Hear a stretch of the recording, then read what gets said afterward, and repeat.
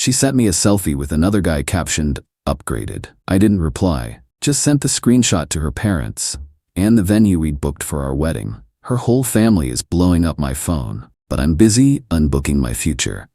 Hey viewers, just a quick thanks. Over 14% of you are already subscribed, and it means the world. If you're new here and enjoy these stories, join the family by hitting that subscribe button. We're on the road to 10,000. Man, I can't believe I'm writing this, but I need to get it out somewhere. This whole mess started about a month ago, but really blew up 3 weeks ago. My fiancée Stephanie and I were supposed to get married in 3 months. We'd been together for 2 years, engaged for 6 months. Everything was planned, paid for, and ready to go. I thought we were solid. I'm 28, she's 26. I work in software development. She works as a social media manager for some fitness influencer. We met through mutual friends and clicked right away, or at least I thought we did. Looking back, there were signs, but I ignored them. Stephanie was always on her phone, always posting stories and selfies, always worried about her image and how things looked online. But I figured that was just her job, you know. The problem started about a month ago when she began working with this new client. Some fitness model named Derek who has like 200K followers on Instagram. Suddenly, Stephanie was working late all the time. Photo shoots, marketing campaigns, strategy sessions. Derek's really committed to growing his brand, she'd say. We're working on some big collaborations. That's great, babe. Just don't burn yourself out. Oh, I won't. This is actually really fun. Derek's so creative and motivated. Red flag, but I trusted her. A week later, she started going to Derek's gym with him. For work, she said, had to understand his brand and aesthetic firsthand. It's research, Dan. I need to know what his audience connects with. Since when does social media management require going to the gym? Since influencer marketing became about authentic experiences, I need to be able to speak his language. Another red flag that I stupidly ignored. 2 weeks before everything blew up, Stephanie started dressing differently. Tighter clothes, more revealing outfits. When I mentioned it, she said it was for work. Derek's audience expects a certain look from people associated with his brand. I need to fit the aesthetic. You're not in his content, though. Sometimes I am. Behind the scenes stuff. It's all about authenticity, Dan. The Friday before everything went down, Stephanie said she had to work late with Derek on some urgent campaign. Said she'd probably be out until midnight or later. Another late night? Sorry, babe. Derek's launching something big Monday and we need to get everything perfect. All right, text me when you're heading home. Will do. Love you. She didn't text me, didn't come home that night either. Saturday morning, I woke up to a message saying she'd stayed at her friend Kelly's place because they worked so late and she was too tired to drive home. Sorry, babe. Derek's campaign took forever. Crashed at Kelly's. See you later today. Something felt off, so I called Kelly. Dan, I haven't seen Stephanie in weeks. She definitely didn't stay here last night. So Stephanie had lied about where she was. Spent the night somewhere else and made up a story about it. Saturday afternoon, I was at my buddy Mike's place, watching the game, when I got a notification that Stephanie had posted an Instagram story and tagged me in it. I opened Instagram expecting some work-related post. Instead, I saw a selfie of her and Derek at some fancy restaurant. She was leaning into him, smiling huge. He had his arm around her, looking way too comfortable. The text on the story said "upgraded," with a bunch of heart emojis. And she'd tagged me, so I'd definitely see it. I immediately took a screenshot and screen recorded the story since I knew it would disappear in 24 hours. Good thing, because I was going to need that evidence. Mike noticed something was wrong. Dude, you okay? You look like you've seen a ghost. I showed him the screenshot. Holy shit, Dan. Is this real? Apparently. What are you gonna do? I honestly don't know. My first instinct was to call her, demand an explanation, ask what the hell was going on. But then I realized something. She just told me everything I needed to know. She'd moved on, found someone better, upgraded, and she wanted me to know about it.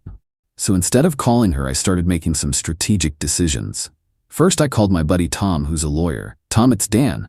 I need some quick advice about wedding contracts. What's going on? I explained the situation and sent him the screenshot.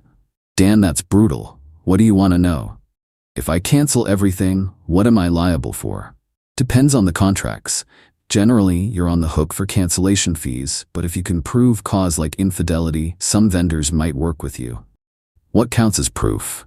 That Instagram story is pretty damning evidence. Send that to vendors when you cancel. Might help with refunds. Next, I called Stephanie's dad, Robert. We'd always gotten along well, and he'd helped pay for part of the wedding. Hey Robert, it's Dan. I need to talk to you about something serious. Of course, Dan. What's up? Stephanie posted something on Instagram today that I think you should see. I'm gonna text it to you. I sent him the screenshot. Dan, what am I looking at? Who is this guy? Someone she works with. Based on the caption, I think our relationship is over. Dan, I don't understand. You're getting married in 3 months. Not anymore, Robert. Long pause. Dan, let me call Stephanie and figure out what's going on. Don't do anything rash. I'm not being rash, I'm being realistic. After talking to Robert, I called our wedding venue, Riverside Manor. We'd put down a $5,000 deposit and paid another $8,000 toward the final bill. Riverside Manor, this is Jennifer. Hi Jennifer, this is Dan Williams. I have a wedding booked for October 15th. Yes, Mr. Williams, how can I help you? I need to discuss cancellation options. Cancellation?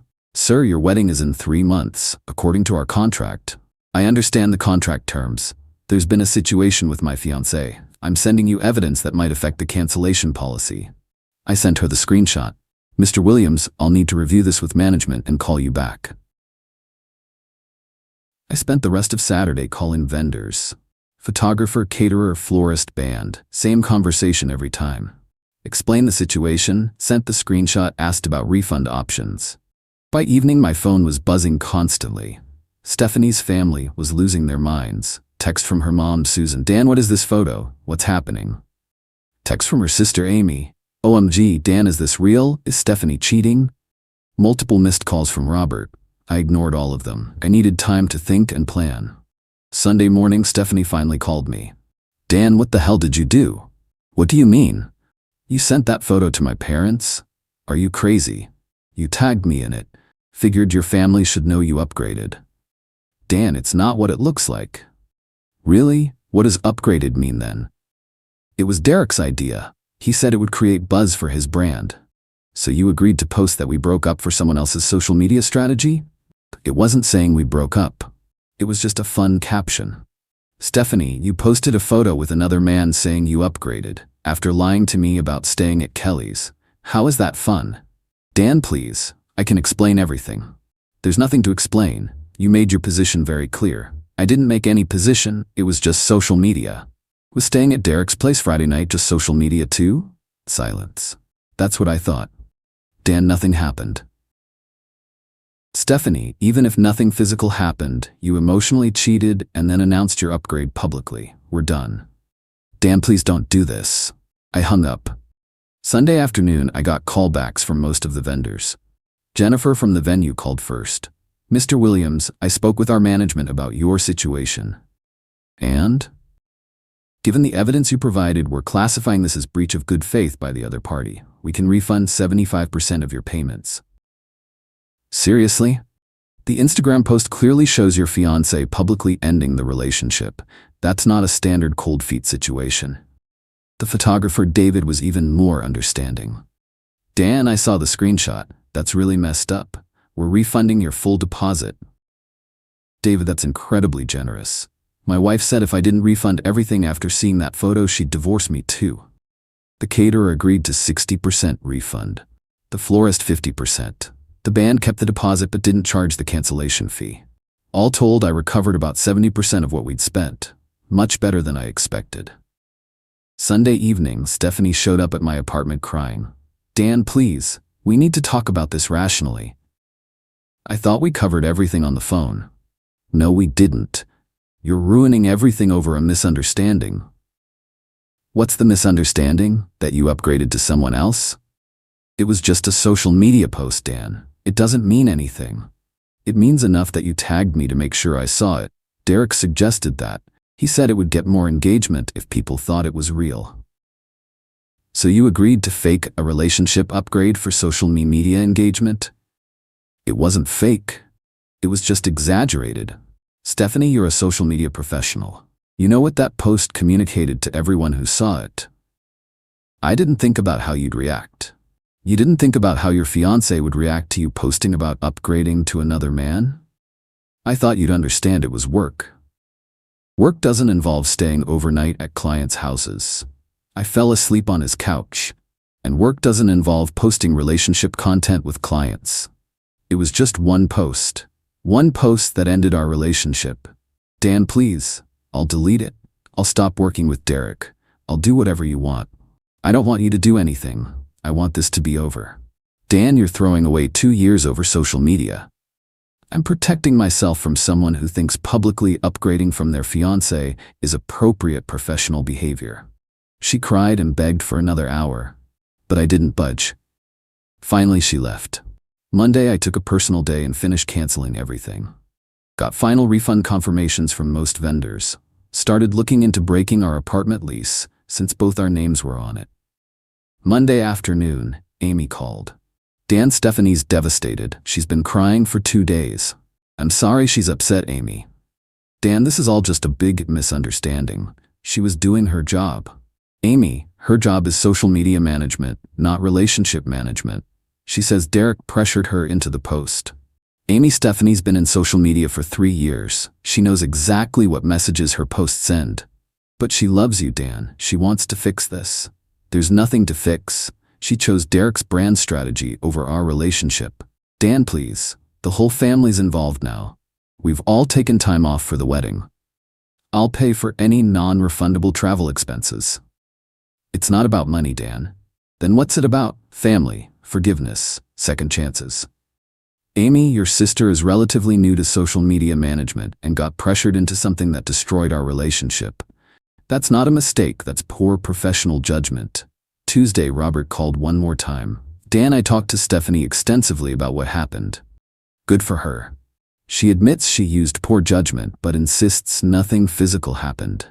Robert, even if that's true, she still chose to publicly announce she'd upgraded from me.